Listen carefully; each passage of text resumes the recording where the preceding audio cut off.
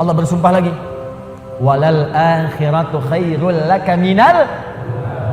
Ini yang hebat. Saya kemarin bikin quotes, lalu kita sebarkan. Ini sebetulnya di antara esensi surah Al-Duha. Kata Allah, Muhammad, saya bersumpah kepadamu, yakinkan pada jiwamu, nanti saat kamu ke akhirat, suasananya akan lebih enak dibandingkan dengan sekarang. Akhirat itu lebih baik dari apa yang kamu rasakan sekarang di dunia. Maksudnya begini, kalau kamu sedang capek, kamu sedang ada musibah, kamu sedang lelah, sabar. Nanti kalau sudah pulang, semuanya akan hilang. Memang dunia itu tempat capek, karena memang tempat beramal. Sholat di dunia, kerja di dunia, puasa di dunia, baca Quran di dunia. Kenapa kita kerjakan? Supaya cari bekal untuk pulang ke akhirat. Nanti kata Allah, kalau sudah pulang semuanya akan hilang. Jadi tenang aja teman-teman. Capek cuma sebentar.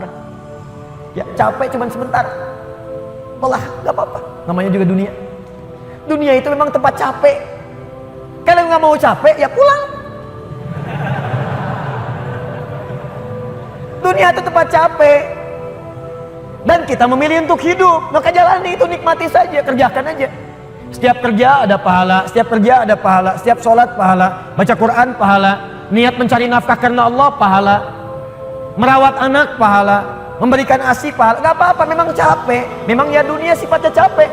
Tobakan an tobak, setiap tahapan tuh capek lagi, biasa, supaya dapat bekal. Bukankah orang kerja dapat gaji? Dan enak kan kalau gajian? Dan kalau sudah dapat gaji, lupa kan 29 hari ke belakang? Anda itu bekerja, kerja, berangkat gelap, pulang gelap. Tapi kalau sudah dapat gaji, semua itu kan hilang lupanya. Pergi ke Lembang, ya, jalan sama keluarga. Ada yang ke Palembang beli pempek, ada yang ke Lembang beli mak Lembang. Semuanya kayaknya hilang aja. Besoknya kerja lagi. Kata Allah, saya janjikan yang lebih dahsyat. Kamu sabar saat di dunia, karena dunia memang tempatnya capek. Kamu cari bekal aja. Nanti saat pulang ke akhirat, saya berikan yang lebih indah dan gak akan pernah ada capek lagi. Sholat udah gak ada lagi. Jadi jangan pernah bercita-cita nanti di surga Firdaus saya tahajud lagi. Terlampau soleh. Udah gak ada. Baca Quran gak ada lagi. Yang ada itu masuk surga dengan Qurannya. At-Tirmidzi nomor hadis 2915. Dipakaikan di atasnya mahkota, dipakaikan di badannya jubah kehormatan, dipakaikan di tangannya gelang-gelang emas, pakaiannya sutra. Quran surah ke-35 ayat ke-33. Jannatu adnin yadkhulunaha yuhallawna fiha min asawir, ya, min dhahabin wa lu'lu'a wa libasuhum fiha harir. Ahli Quran mau masuk ke surga pakai jubah, pakai mahkota, emas, sutra, semua naik. Apa yang terjadi? Dimintakan membaca Quran yang ia biasa bacakan saat di dunia. Jadi setiap dia baca, naik. Iqra wartaqi fa inna akhira qiraatika akhiru manzilatika.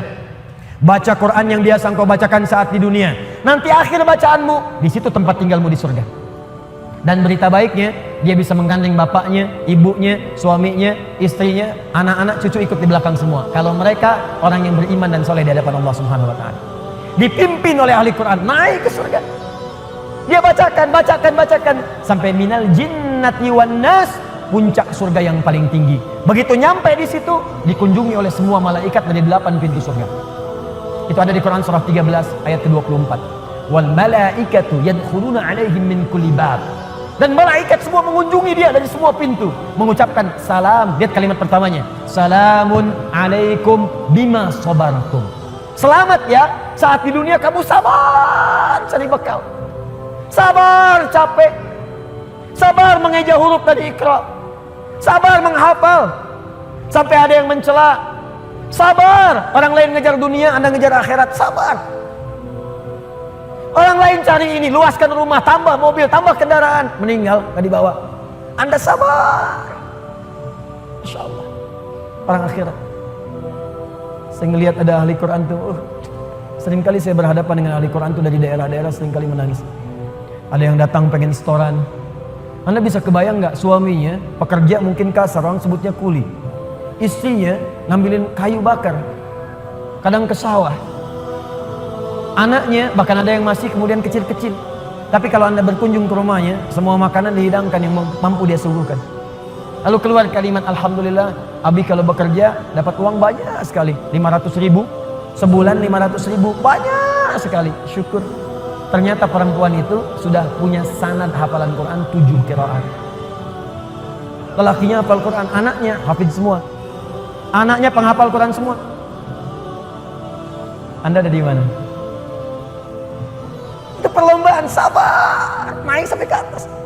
Jadi kalau sekarang sedang capek, nikmati, sabar. Besok kalau meninggal, nggak ada capek lagi. Dan panggilannya sudah tenang kita, karena kerja kita selesai. Mirip begini, ada berita besok gajian, tenang kan? Malam tidur enak kan? Orang yang punya bekal itu, dia sabar itu, nanti di akhir sakaratul mautnya, dia tampakkan semua hasil pekerjaannya, sampai hatinya merasa tenang. Jadi nggak terasa, tidur aja. Ya ayat Tuhan nafsul mutmainnah, ditarik, tenang, tidur aja, selesai. Tinggal dia jumpai Allah di akhirat nanti, mendapatkan hasil dari apa yang dia kerjakan. Makanya kata Allah, kalau sedang sholat terasa capek, apa jawabannya? Sabar ya, walal akhiratu khairul laka minal ula. Nanti di akhirat gak ada tahajud lagi. Kalau sedang menghafal Quran capek, sabar ya, nanti di akhirat gak ada menghafal lagi. Abadi sifatnya, wafat selesai hafalan itu. Kalau sedang kena musibah, sabar ya, sabar. Jalani dulu, zikir kepada Allah supaya dapat pahala. Nanti setelah meninggal gak ada masalah lagi, tenang. Nanti pulang selesai semua. Jadi kalau ini kita tanamkan dalam jiwa kita, setiap punya masalah nanti beres kok, insya Allah selesai kok. Memang saya jalani aja sampai waktunya saya wafat, saya pulang, saya dapatkan semua kenikmatannya. Masya Allah. Ustadz beneran? Benar. Surganya banyak Ustadz. Alhamdulillah. Tapi Ustadz, kalau di surga pengen ngerokok, bisa enggak? Ya kalau bisa silakan, ambil apinya di neraka. Ya, nikmat, sudah selesai. Kemudian apa yang terjadi? Wala saufa yu'tika rabbuka fatarda. Ini yang paling dahsyat.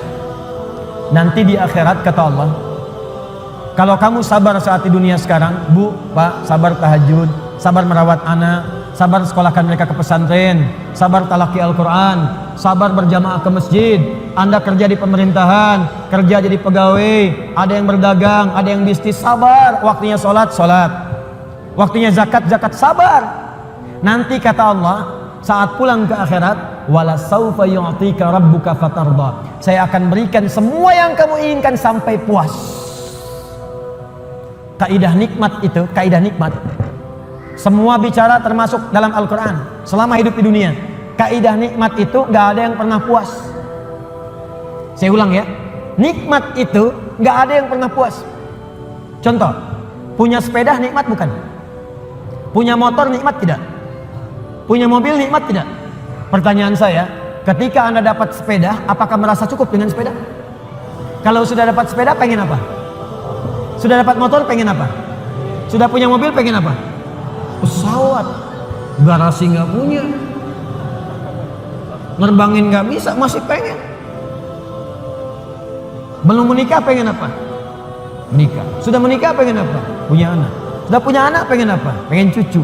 Semua terus, jadi nggak ada puasnya. Nikmat itu terus pengen.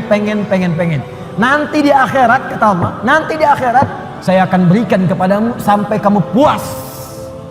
Sampai Anda mengatakan, ya Allah, cukup ya Allah, puas. Sekarang mah pengen terus, pengen. Nanti puas ya Allah, cukup puas. Di semuanya nikmat sampai selesai semua. Makanya bersabar, dunia sebentar. Sebentar mas, besok meninggal, selesai masalah. Mau besok meninggal?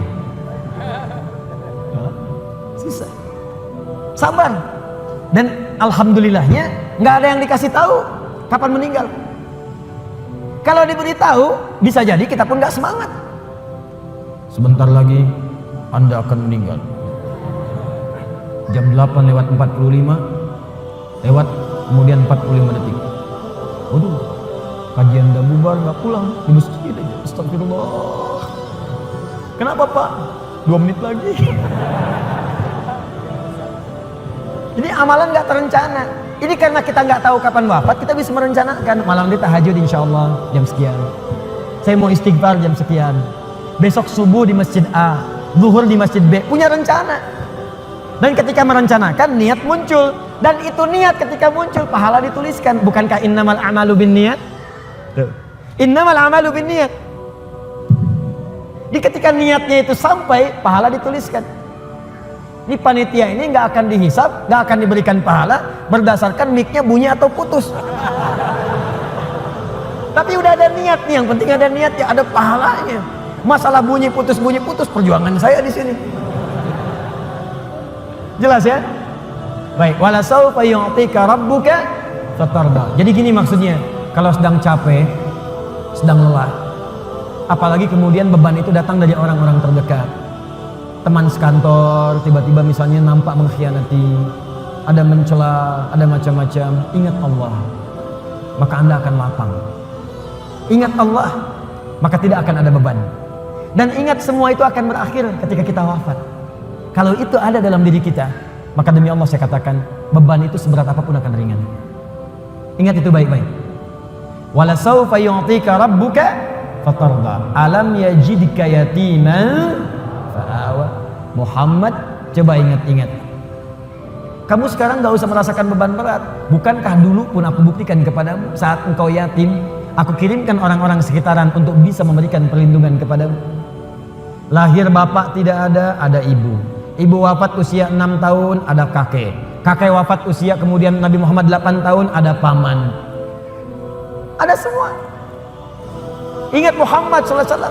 Kalau sedang kamu merasakan beban, ingat senang yang dulu saya berikan. Manhaj yang ketiga. Kalau sedang merasakan kesulitan dalam masalah, kalau masalah ingin cepat diringankan oleh Allah, maka bandingkan masalah itu dengan solusi yang pernah dirasakan sebelumnya. Bandingkan persoalan yang sulit itu dengan kesenangan yang sudah dirasakan sebelumnya. Suami istri sedang punya masalah, malam ini punya persoalan, sampai nggak bicara. Coba duduk dulu baik-baik. Ingat masa-masa senang ke belakang. 15 tahun berumah tangga, masa mau dikalahkan dengan masalah di satu malam? Ingat banyak senangnya atau banyak dukanya, banyak sukanya, banyak dukanya, banyak nyamannya, banyak masalahnya. Coba timbang-timbang lagi. Mungkin dengan menghadirkan nostalgia kesenangan itu, yang ini akan terasa ringan. Ma, kenapa malam ini kita mesti cemberut ya? Bukankah kemarin-kemarin kita tertawa? Gara-gara bapak semuanya. Gak apa-apa mah, memang gara-gara papa terima. Tapi mungkin Allah titipkan keburukan di papa itu karena mamah bisa menyempurnakan. Mungkin Allah pilih mamah itu adalah mamah yang bisa membimbing papa lebih baik. Masya Allah. Oh gitu ya pak ya, mama bikin status dulu ya. Jadi kalau semuanya begitu enak rasanya. Tapi memang diucapkan mudah, menjalaninya belum tentu mudah. Ustadz juga begitu. Makanya jarang sekali ada ustadz ceramah bawa istrinya.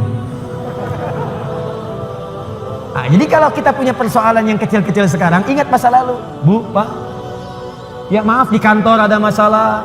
Masalahnya hari itu, jangan langsung merasa berat. Ada proyek gak selesai dimarahin sama bos.